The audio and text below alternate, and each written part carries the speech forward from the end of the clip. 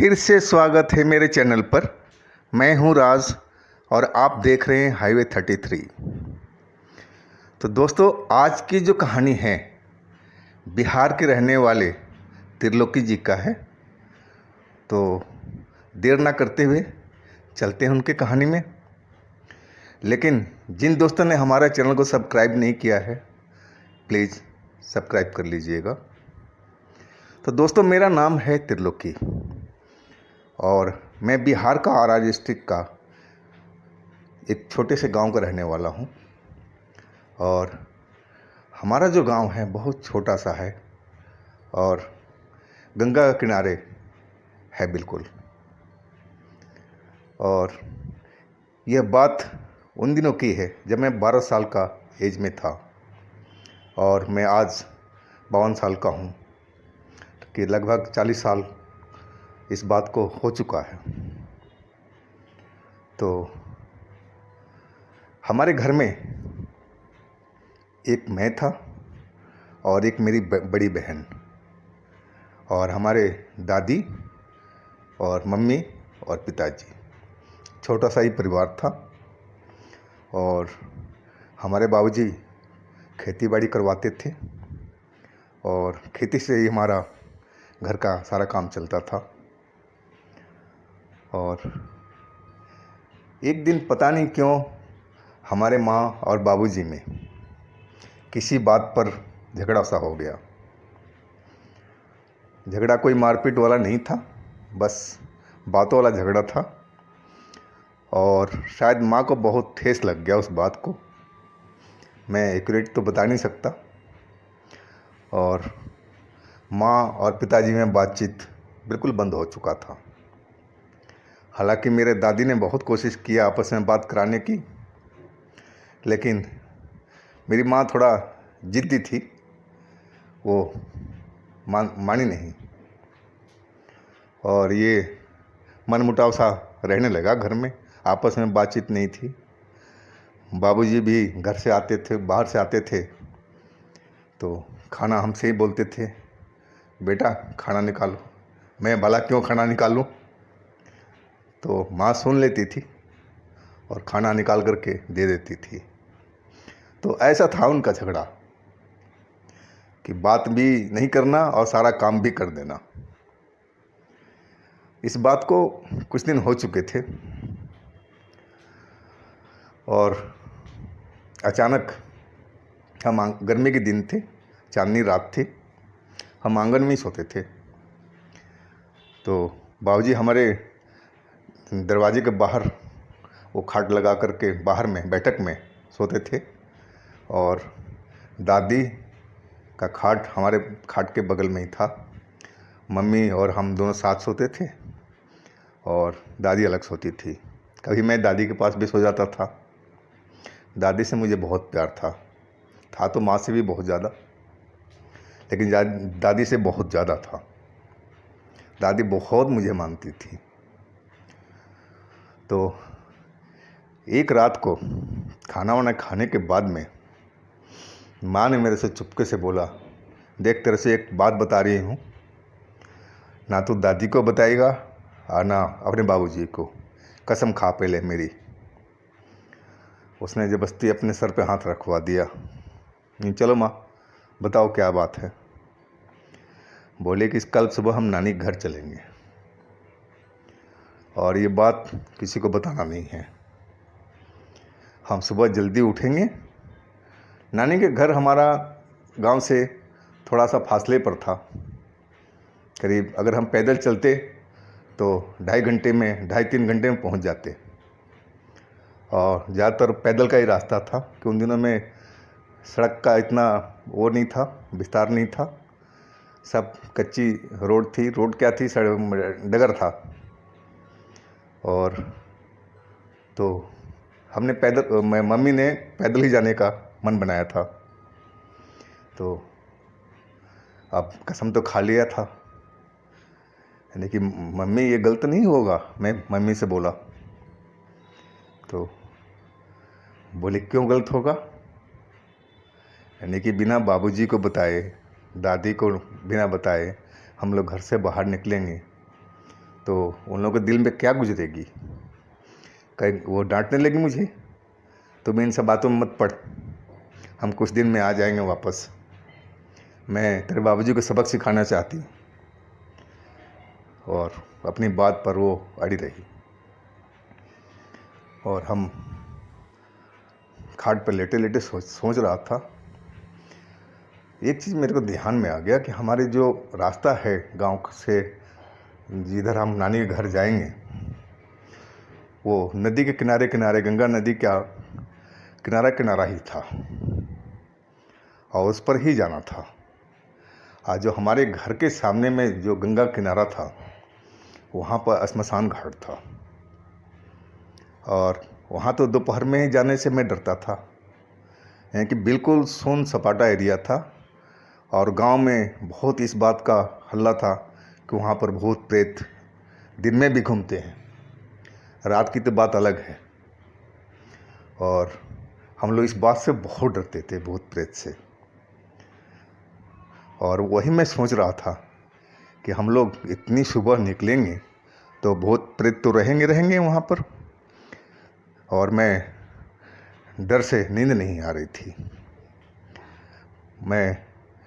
Mummy मेरे बगल में सोई हुई थी और मैं ऐसी अब सब बातें सोच रहा था। पता नहीं कितनी रात हो गई थी, तभी मैंने देखा मम्मी को कि उठ करके आसमान में तारे को देख रही थी। वो टाइम देखने का एक अच्छा तरीका था उस टाइम में आसमान में। खैर मुझे तो नहीं पता था इस चीज़ का। वो कौन कौन सा तारे को देख करके अनुमान लगाते थे कि अब सुबह हो गई है और कितना टाइम होने वाला है, तो अंदाज़ा लगभग लोग लगा लेते थे। माँ ने तारा वारा देख करके फिर सो गई। शायद अभी टाइम नहीं हुआ था, उसको अंदाज़ा हो चुका था और मुझे झपकी आ गई। मैं सो गया था। अचानक मेरी माँ ने मुझे जगाया, मेरे मुंह पर हाथ रख दिया कि क्योंकि मैं उठता था तो मैं बोल देता था कुछ न कुछ, क्या माँ क्यों जगा रही हो, अभी नींद पूरा नहीं हुआ। इसलिए वो मेरे मुंह पर हाथ रख दिए और मैं उठ गया था। मैं समझ गया था कि अब क्या करना है। माँ के हाथ में एक छोटा सा थैला था, उसमें शायद एक दो मेरे कपड़े थे और माँ की साड़ी वाड़ी थी और कुछ जो सामान होगा थोड़ा बहुत था, और थैला अपने कंधे में टांग रखी थी। और मुझे बोली कि चलो अपने जूते पहनो और निकलते हैं। जूता भी बाहर ही रखा हुआ था तो उसको भी ढूंढने में टाइम नहीं लगा और हम दरवाज़ा खोल करके फिर दरवाज़ा भेड़ दिया। बाबूजी बाहर सो रहे थे। मैंने देखा, दिल तो किया कि उनको उठा दूं, लेकिन वो कसम माँ का याद आ गया, तो इसलिए हम चुपचाप निकल लिए। अभी हम गांव से बाहर निकल ही रहे थे, तभी एक काली बिल्ली आगे से रास्ता काट गई, म्याऊं म्याऊं करती हुई। मम्मी अचानक रुक गई और मुझे भी रोक दिया और बोली, ये तो गलत हो गया। यानी क्या माँ? बोली, काली बिल्ली ने रास्ता काट दिया, ये तो गलत हो गया, चलो घर चलते हैं। बोलता नहीं, इसका भी इलाज है मेरे पास में। और पैरों से उसने अपना इस्तेमाल करके क्रॉस बनाया और क्रॉस के बीच में थूक दिया। बोला चलो अब हो गया, ये टोटका था, हो गया पूरा। मैं कुछ समझ में नहीं पाया ये कौन सा टोटका था और हम चल पड़े गंगा किनारे वाला रास्ते पर। और जब हम श्मशान घाट के आसपास पहुँचे तो वहाँ का माहौल कुछ अलग था, एकदम डरावना लग रहा था। एक तो हमारी मन में जो वहम बैठा हुआ था भूत प्रेत वाला, वो मेरे अंदर से बाहर निकलने लगा था कि कहीं कोई भूत ही ना निकल के आ जाए। और मैं डर रहा था, बच्चा तो था ही, 12 साल का उम्र ही क्या होती है। और मैं मम्मी से बिल्कुल सट करके हाथ पकड़ के चल रहा था। और गंगा के उस तरफ से बहुत सियारों की, गिद्धड़ों की आवाज़ें आ रही थी और मुझे लग रहा था कि अभी सुबह नहीं हुई है, कि सुबह का कोई माहौल लग नहीं पा रहा था। मेरे ख्याल से अभी 3 के आसपास या 2:30 के आसपास का टाइम हो रहा था और अचानक पानी में तेज़ हलचल हुई। बहुत ज़ोर से पानी बजा और उसमें से मैंने देखा कि 2 आदमी निकल के आ रहे हैं पानी से और चांदनी रात थी, स्पष्ट दिखाई पड़ रहा था, गर्मी के दिन थे तो। और लेकिन उनके जो चेहरा था बिल्कुल सफ़ेद था और बाल काले थे और लंबे लंबे थे। और दूसरी बात थी कि उनके शरीर पर एक भी कपड़ा नहीं था और हमारी तरफ वो आने लगे। अब मिनट भी नहीं लगा कि हमारे पास में वो पहुंच चुके थे। उनकी मैं देख रहा था और उनके मुंह से कुछ अजीब तरह से आवाज़ निकल रही थी, जैसे रिकॉर्ड प्लेयर को तेज़ चला दो तो पतली आवाज़ में गाना गाने लगता है, वैसे ही उनकी मुंह से आवाज़ निकल रही थी और उनके शरीर से मछली जैसा गंध भी आ रहा था। अब हम तो माँ से चिपट गए एकदम और मैं समझ गया कि शायद यही ये दोनों भूत हैं और मैं घबरा करके रोने भी लगा। माँ भी मेरे से बहुत घबरा गई। मेरी माँ मेरे को कस के उसने पकड़ लिया और खड़ी हो गई। हम तो खड़े हो ही गए थे, अडिग सी खड़ी हो गई, जैसे अपनी शेरनी कोई बच्चे को रक्षा करने के लिए तैयार रहती है या कोई भी माँ अपने बच्चे के लिए तैयार होती है, उस तरह से वो अडिग हो गई थी।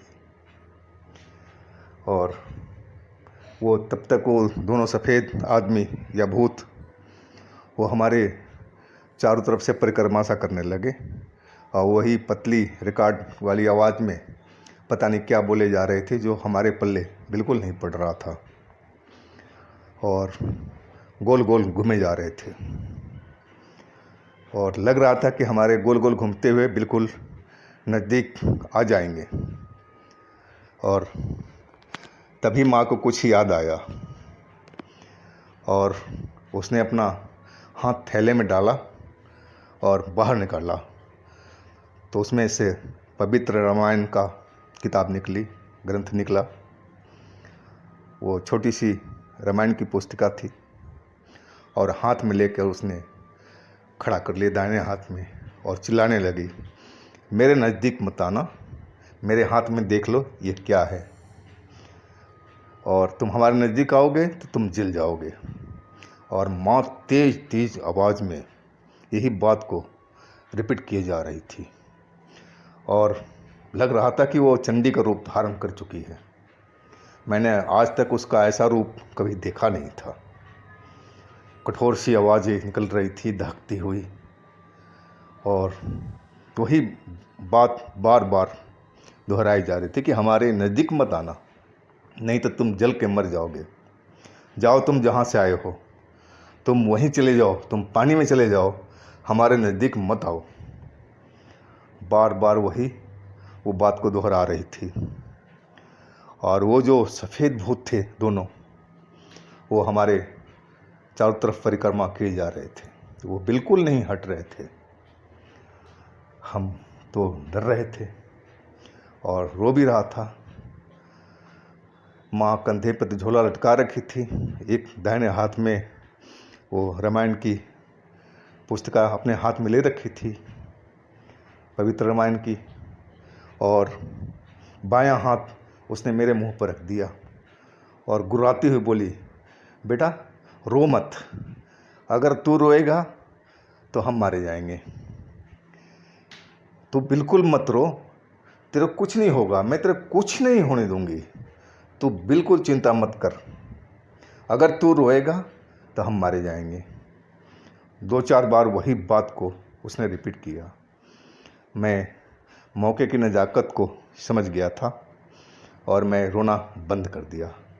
और लेकिन मैं पकड़ मम्मी से बहुत मजबूती से पकड़ लिया था कि मम्मी को मैं छोड़ना नहीं चाहता था और एकदम चिपटे हुए खड़ा था पकड़ करके।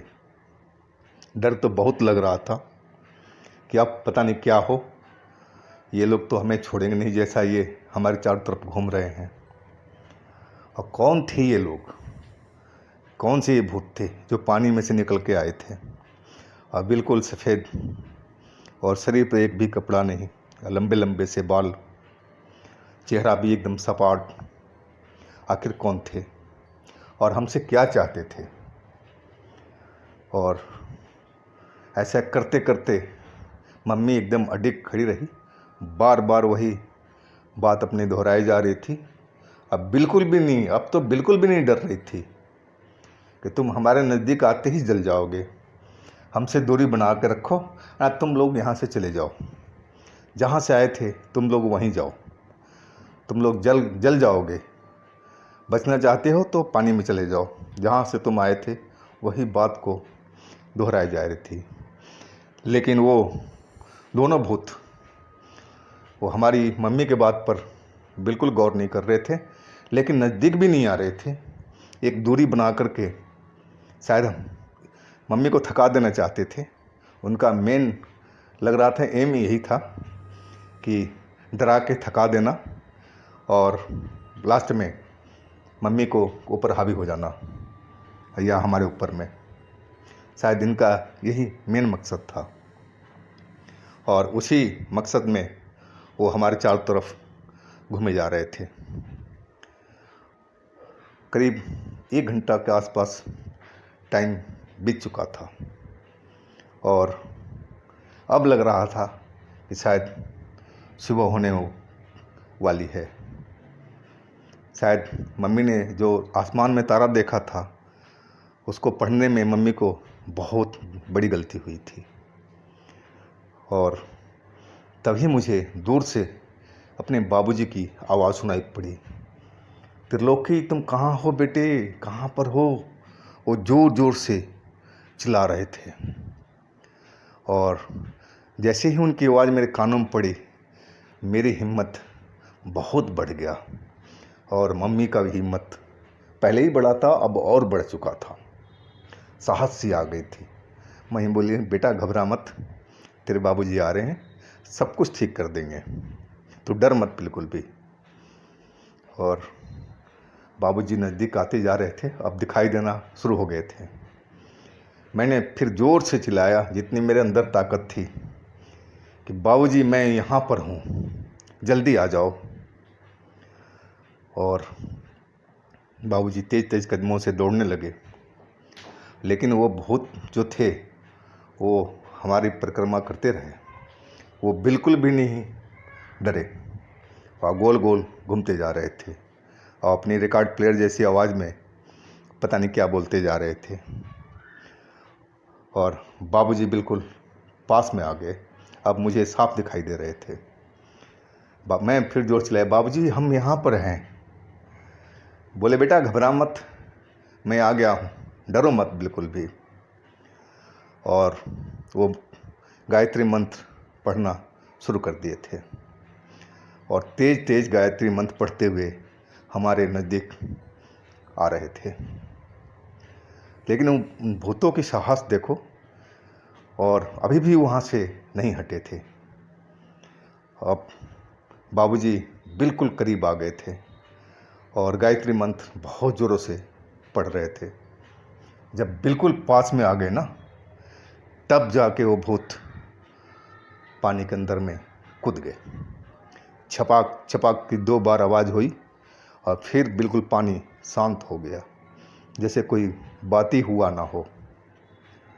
और बाबूजी ने मेरा हाथ पकड़ लिया और खींचा अपनी ओर और चिपटा लिया अपनी छाती से और मैं रो पड़ा।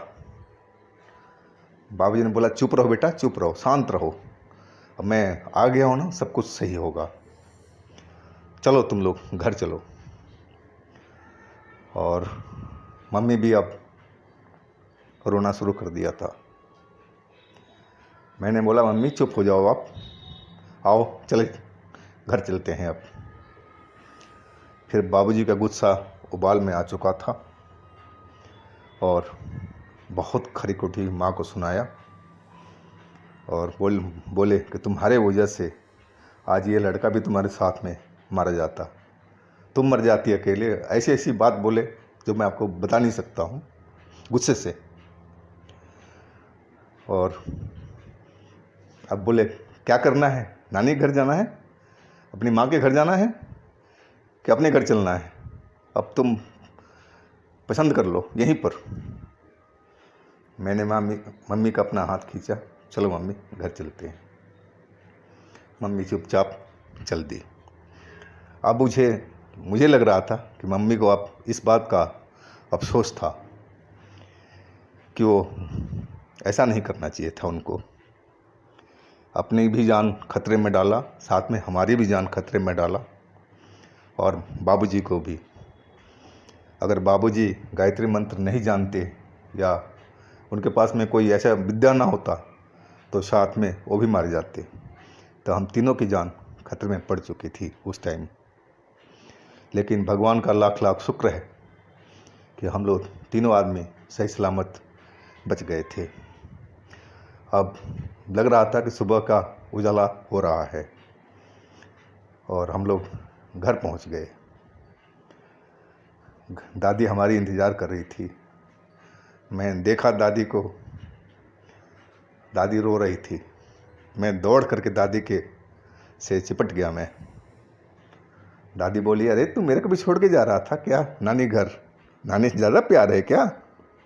नहीं कि नहीं दादी, माँ से भी ज़्यादा तेरे को मानता हूँ। और ये बात यहीं ख़त्म होगी। लेकिन एक चीज़ मैं समझ गया था कि जो हमारी रक्षा किया है ना उस टाइम में, वो माँ के झोले में पड़ा वो रामायण पुस्तिका, पवित्र रामायण का पुस्तिका हमारा। और दूसरी चीज़ वो गायत्री मंत्र। तो मुझे लगा कि शायद इसी से हमारी जान बची थी। तो दोस्तों, ये कहानी हम बस यहीं ख़त्म करते हैं और आशा करता हूँ कि आपको ये कहानी पसंद आई होगी, घटना पसंद आई होगी। और हाँ दोस्तों, आपके पास भी कुछ ऐसी अपनी आत्मकथा हो, कोई ऐसी कोई घटना हो जो हमसे शेयर करना चाहते हैं, तो हमें इंस्टाग्राम पर या मेरे व्हाट्सएप नंबर पर ज़रूर शेयर कीजिएगा। हम आपकी कहानी ज़रूर बनाएंगे। और हमारे चैनल को सब्सक्राइब कीजिएगा, लाइक कीजिएगा, शेयर कीजिएगा। और साथ में चल रहा हमारा दूसरा चैनल हाईवे नाइट, उसका लिंक मैं नीचे दे रखा हूँ, उस पर विजिट कर लीजिएगा। उस पर भी अच्छी अच्छी कहानी हम दे रहे हैं। तो आप लोग बहुत अपना ख्याल रखिएगा। भगवान आपको खुशी मंगल रखे। नमस्कार।